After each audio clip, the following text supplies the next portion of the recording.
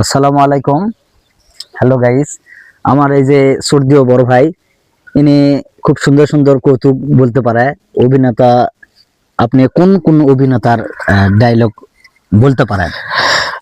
আমি কৌতুক অভিনেতা মজিবর আহ, এনে ডায়লগ দিতে পারি, আর আচ্ছা, সিনেমার মান্না ডায়লগ অবশ্যই। এরকম দিতে পারি।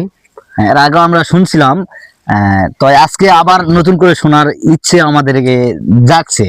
তো এটা আমাদেরকে শোনান যাবে? হ্যাঁ, ইনশাল্লাহ শোনাবো।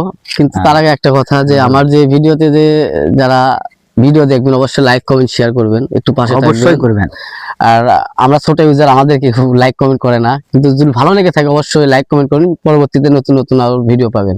ধন্যবাদ। তো তাহলে শুনেন, যে প্রথমটি মান্নার আমাজন ছবির যে করুণ শুটটি আছে, যে মান্না আমাজন ছবির যে ডায়লগটি আছে, এই ডায়লগটি আপনাদের সামনে তুলে তুলে ধরবো। আচ্ছা,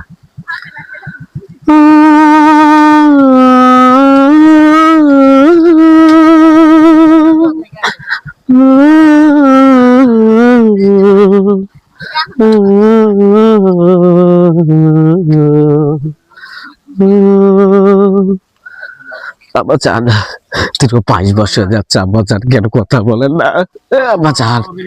একটা বার শুধু কথা বলেন আব্বাজান, একটা বার কথা বলেন।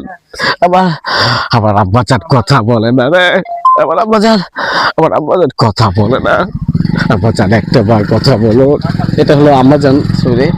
তো এবার আসি আমরা কৌতুক অভিনেতা মজিবর আপনাদের সামনে কি কিরকম করে যে কৌতুক করে, সেই কৌতুকটা আপনার সামনে তুলে ধরতেছি। আমার মন কিছু ভালো লাগছে না গো। আমি আগামীকাল গেছিলাম ওই হাটে জলের বাসে বাজার করতে গেছিলাম গো।